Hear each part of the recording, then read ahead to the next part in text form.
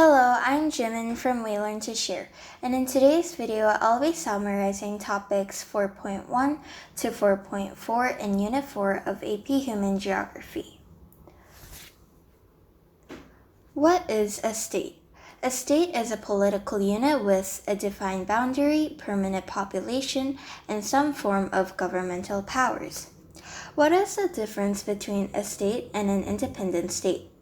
In order for a political unit to be considered as an independent state, it must have sovereignty, which is the power of a political unit to rule over its own affairs.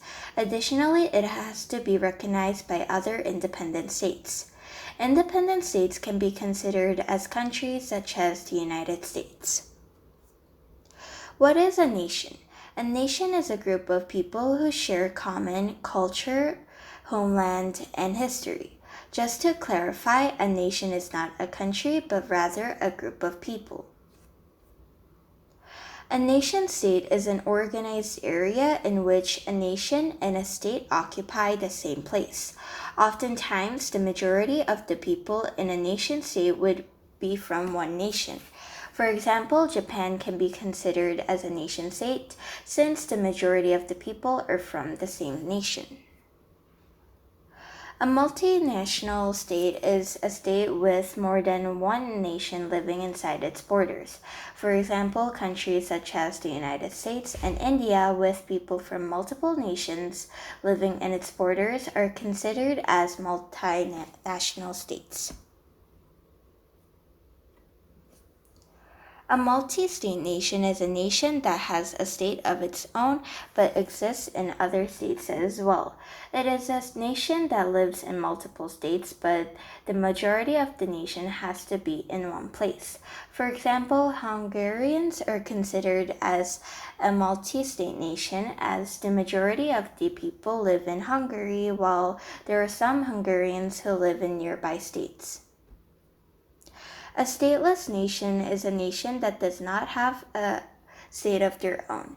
They are usually an ethnic group that exists in more than one state but are the majority in all of them.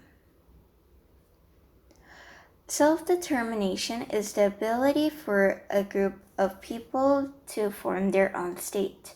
To explain, stateless nations may seek for self-determination as the nation hopes for a state of their own.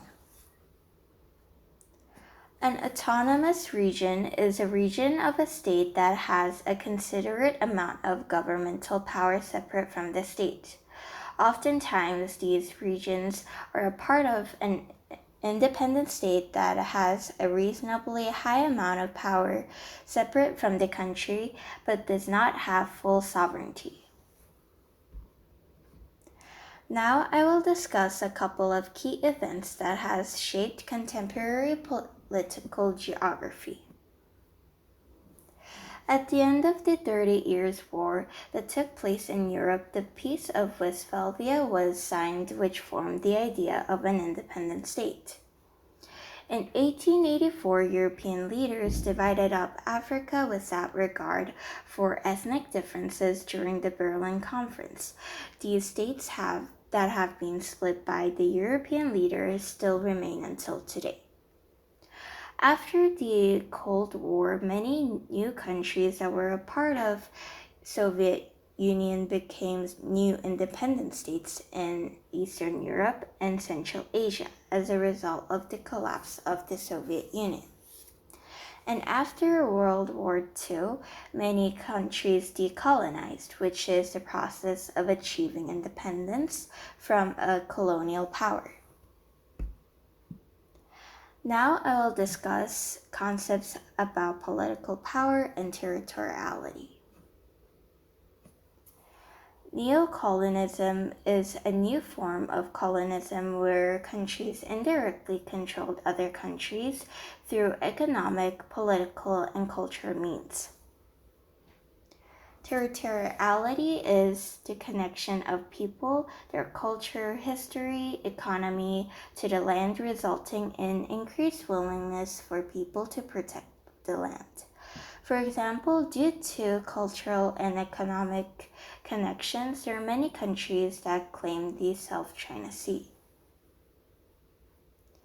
So now I will explain the types of boundaries. There are three main types of boundaries, which are the physical, geometric, and cultural boundaries. Physical boundaries are boundaries along physical features such as mountains, rivers, lakes, or oceans. Geometric boundaries are boundaries that are drawn to exact lines of latitude and longitude. And lastly, cultural boundaries are boundaries based on human traits and behaviors which are not actually physical lines. There are also different classifications of boundaries. And antecedent boundaries are boundaries that were drawn before a large population was present. Oftentimes, these boundaries are physical boundaries. Subsequent boundaries are boundaries drawn in response to a development in an area. For example, areas with different languages or religions may face conflict, leading them to separate an area into two parts. Consequent boundaries are boundaries drawn to accommodate existing divisions between people. To explain, these boundaries would be drawn before the conflict due to the divisions of people exist. Superimposed boundaries are boundaries that are forcefully drawn by outside powers.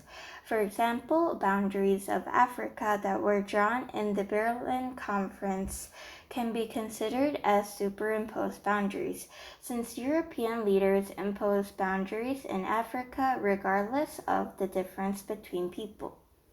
And finally, relic boundaries are boundaries that no longer exist but still have traces today. For example, the Berlin Wall is a boundary that existed in the past but no longer exists. This would be the end of today's video, and I hope this video was helpful. Thank you for watching, and see you in the next video.